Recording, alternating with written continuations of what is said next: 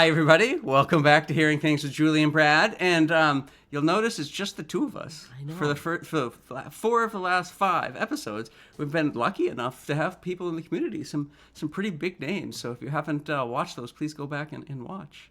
And take a look at their content that they're putting out Yeah, as well. They've great got some stuff. great blogs, podcast series, social media content, all kinds of fantastic resources out there being provided by such wonderful, influential people in the deaf and hard of hearing community. So highly recommend that you go and give them a follow. And while you're following them, follow us, please, okay? I know you're watching this on YouTube. A good amount of our audience is not subscribing to our YouTube channel. So please hit subscribe on the YouTube page. Yeah. Because that is really going to help us grow the channel. Also, while you're on the internet, hop on over to DTT Productions, our website. And I want you to really go and click on the button. I'm going to get an array. Ready? Okay. Oh, All right. It's your dream, isn't it? You can't Press see the it. button that says merch. Merch. See what Brad's pointing and showing you? Merch. We have up some there somewhere. adorable things. Yes. Tote bags, stickers, water bottles, t-shirts, polo shirts. Very reasonably priced. A portion of that comes back to us, and that allows us to put that money back into the work that we're doing. We do not take a salary from this. So we really do need to raise some funds. Merch is one way that you can do that. You can support our Patreon. If you're not sure what that is, send us an email. I'll help you. And if you want to make a donation, send us a message. We'll take it. One time, recurring, anything is fine. We really need to build this business out because we have had opportunities coming our way for traveling to conferences, to speak, to provide resource materials, and we need the funds to be able to do that. So we appreciate your support. And with that, on with the show. Yeah, so speaking of merch, Julie, you have a bag over there. I do. And so what today's show obsessed. is going to be, what is in our bags as a deaf and hard of hearing person. So Julie, please show the folks the bag. Speaking of merch, I mean, my God, people, would you look at this? That's great. This is an adorable, well-sized, but not oversized canvas tote. And you can see the other Kevin Smith is our graphic designer. He did such a phenomenal job designing this using Rocky and Happy and Wheezy and Tessie as inspirations. I mean, what better than a Boston Terrier? It's so cute. Would you look at this? This is our logo, and this is available on many things. But I want to highlight the tote bag today because I use it all the time. I use it for my crochet projects. I'm using it for school. If you're going to the farmer's market, if you're one of those farmer's market people, this is the perfect bag to pick up for the summer. If you're going to the library, throw your books in here. Going on a road trip, snacks, books, any other accoutrements you might need. People, you can't get more versatile than this. It's great weight, but it's not super heavy like an LL Bean bag. And what I really appreciate about this is that it's light and sturdy enough, but you're not adding weight from the bag with the stuff that you're putting in it. Because I am a pack rat and I carry a lot of stuff. And the weight distribution is great with these handles. How much more do I need to sell it to you people? Go to my merch store, buy a bag, buy a mug, buy whatever you want, buy something. Please, Lisa Renna, if you're watching, put me on QVC. I'd be amazing on QVC. Somebody hire me for QVC because I just pitched the hell out of this bag. All right, here we go. So what's in What's said in my bag? God, what isn't in this bag? Okay, so first thing I have, I'm just going to reach in, give me like a little grab bag. Okay, surprise. what do we got? I have What is that? business cards Oh. for Down the Tubes Productions with our QR code. Yes. So you can scan it and go buy something from our merch store and see all the other cool stuff we're doing. Ooh. That kind of fills Subliminal in. messaging. Here we go. What else you got? Next. What else is in here? Oh, this is my little bag. So in the little bag, I have my hearing aid batteries cool. and some Benadryl and some backup epilepsy medicine in case there's a crisis. So I can just grab this bag, throw it in my pocket, and go if I don't want to take the whole giant bag. Necessities. I have hand cream. Of course you do. Always. Okay. The scent is champagne. Sometimes I have the cherry blossom that matches our screen. Okay. This is champagne. I'll put that on in a little bit so you can experience that. Thank you. I have my breakfast. I always have a little snack for me from on the road. Smart.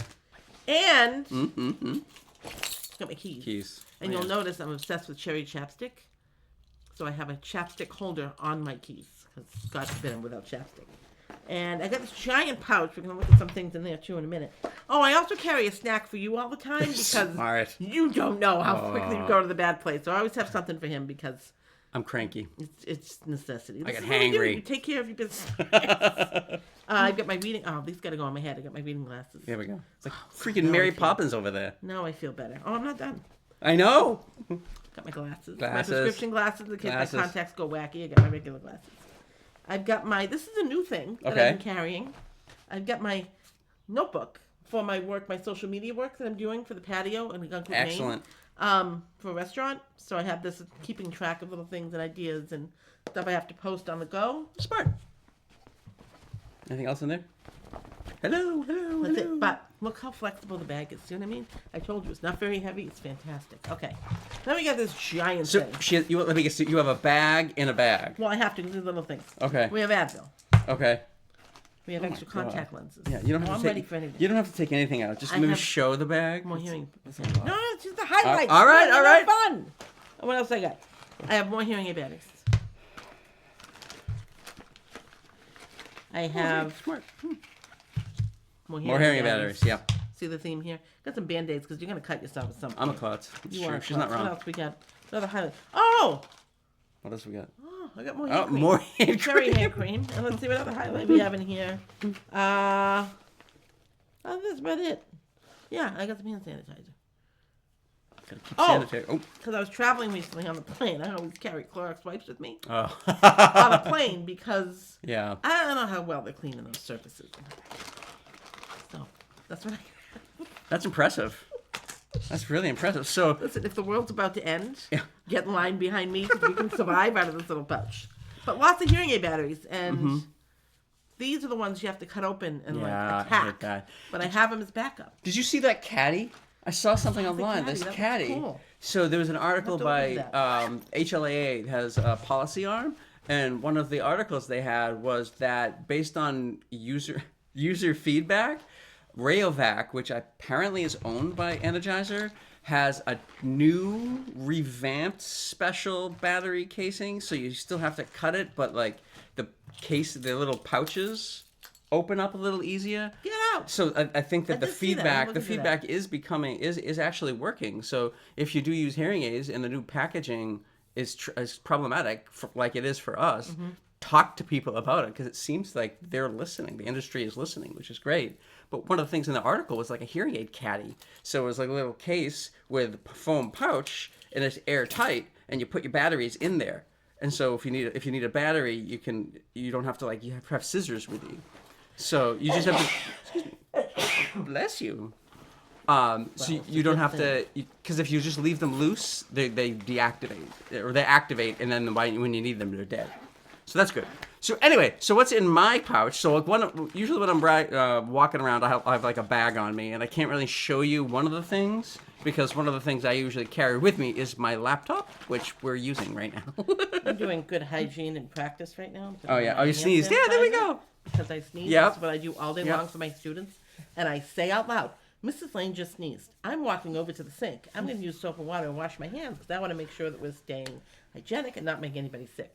So for you, the listening audience, Yes. you're getting a live action view of Julie chapsticking, Julie work. sneezing, hand sanitizing, and I'm about to hand cream next. So this is go for it. Modeling the behavior she wants. I am. So the first thing I have is usually my laptop. The second thing I have is hearing aid batteries. So I always have hearing aid batteries. I have them usually if it's winter or fall where I need a coat. There's also a set of hearing aid batteries in my coat and one in my bag. Next thing I have is an airtight case. Oh, that's a nice case. Yes, it's a nice case. Somebody Somebody bought very it for special me. must have given that to you. So in here is also a cleaning tool that I can kind of clean out the guck in my moldings. But if I'm caught, especially in the summer, if I'm caught when it's raining, I need to take my hearing outs really quickly, and I throw them in this case, which is waterproof. So I always have a case with me. Sunglasses. I always need sunglasses, even if it's overcast. My eyes are really sensitive, and so if it's overcast, I'm like freaking Mr. Magoo over here with my eyes shut. Oh yeah, you can't see it. I can't see anything. My wallet there is there. My keys are usually in my pocket, so I didn't include those. This is the Connect clip, and so this is something that you clip to someone's shirt, and then this is a microphone, and then it's paired to my hearing aids. And so we haven't tried this, but I think we're going to go on a tour and talk to the tour guide and say, hey, can you clip this on so we can hear you? Because most times tour guides are not looking at you when they're giving you the Or tour. they're at a distance. If Distance. you're on a boat, you're sitting towards the back of the boat, and they're towards the front. So I have to bring mine home. I have a Roger mic, Roger pen. I never know the name of this thing. But it's the same idea of the Connect clip, but it connects to Phonak hearing aids. We want to try and see if someone can wear both accessibility clip-on mics and not have feedback between the two. I don't think there will be. I don't think so talking either. like I know about anything, but I don't think so either because their sources are, right? the destinations are different. So anyway, we'll try and we'll report back. So I always have my phone. With me. I always have a pen and a notebook. I always do because in case I need, I am struck by inspiration for a new story or a blog entry or some kind of accommodation comment that I want to make. I'm sending you nuts and you just need to vent somewhere so you don't destroy the partnership. And then always never leave home without a book. So I always have a book in my bag. You do? Because sometimes if I'm waiting for a while, then it's easier to just throw. I don't want to always be like scrolling through my phone, and I usually don't. I don't have a huge data plan, so I can't like watch YouTube videos if I don't have a Wi-Fi signal because I just don't have that much. I don't pay for an unlimited data plan. And so the sounds do go directly to my hearing aids. So unlike some people out there watching videos without headphones or earbuds, mine will go right to my hearing aids. So that's it. I really don't have a big bag. I don't have like Mary Poppins bag over there, but he also in his coat carries my hearing aid batteries and an extra chapstick. Yeah. Just like I have a snack for him, my meltdown will be caused by lack of chapstick. Yeah. So we're very good at kind of accommodating the other one, and aren't we lovely? We're like super friends. Super Wonder Twin Powers activator. There you go. So yes, this little look into kind of a more personal slant of all the stuff we need to survive when we leave the house. And a lot of mine is like creature comfort things or emergency backups. I do have life-threatening allergies. I do have epilepsy as well, so I always need to have in the moment things if something happens away from home. But also the hearing aid care stuff is huge. We cannot, especially batteries, we cannot leave without batteries. No. I lost my case. It's in the house somewhere. But normally I would have that in my bag too. But that is someplace. Maybe it's in Ireland. I honestly don't know. It's around somewhere. Maybe it's near the hearth where you hit your head. Exactly. But yeah. That's it. Look into kind of what we got going on. What about you guys? I mean, do you guys have a bunch of stuff? I mean, if you're not hearing aid users, what do you have in your pockets? Yeah, what are you carrying around? Are you a minimalist like Brad, or are you trotting around like me using this incredibly stylish, fantastic, lightweight bag with this adorable Boston Terrier on it that you can find at dttproductions.com on our merch drawer. I will not rest, people. I will not rest. It's cute, though. It's adorable. It's cute. The mugs are awesome. Mugs are a bestseller. Stickers. We got stickers. Water bottle. If there's a dog bandana, so we have that as well. Yeah, that's cute, too. So if there's something you're looking for, let us know, because there's plenty of products that we haven't activated yet. So, but enough of us begging for money. Let's go on to books. What do you got? Okay. Let's back up in time.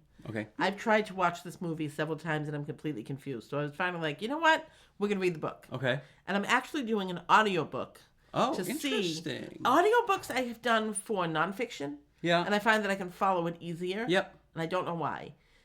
Maybe because it's more straightforward than trying to keep track of multiple characters that I'm hearing and following a storyline. Yeah. So the movie already confused me, so I'm like, maybe the book will unconfuse me or I'll be as confused. You dying to know what it is? Yeah, I am. Midnight in the Garden of Good and Evil. Oh, interesting. Yes. Okay.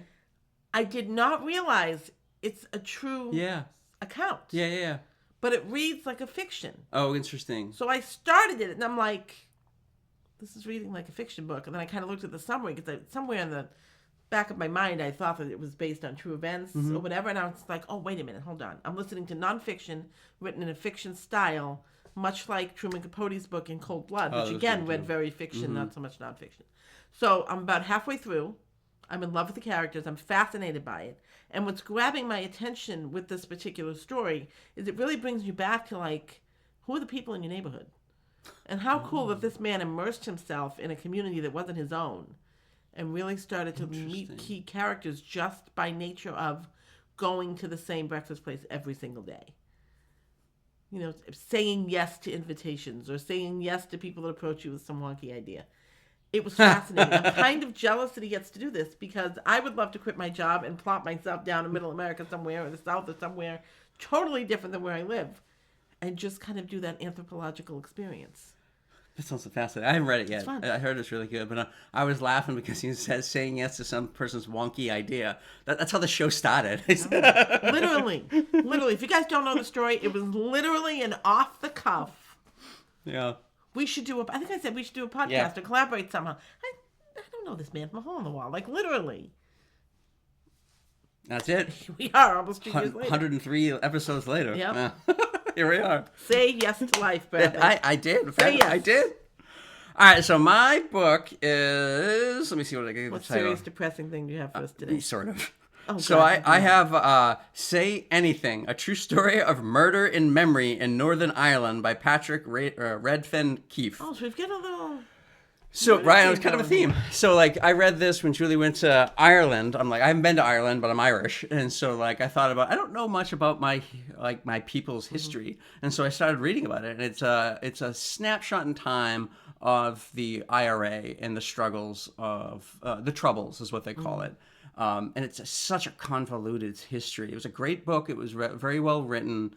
It didn't span too much time. I mean, it did, but when you're talking about the strife in Ireland and the UK, it goes back to like the potato famine and before that it's in the massive 1840s. time. And so this is just the last like 100 years of the Troubles.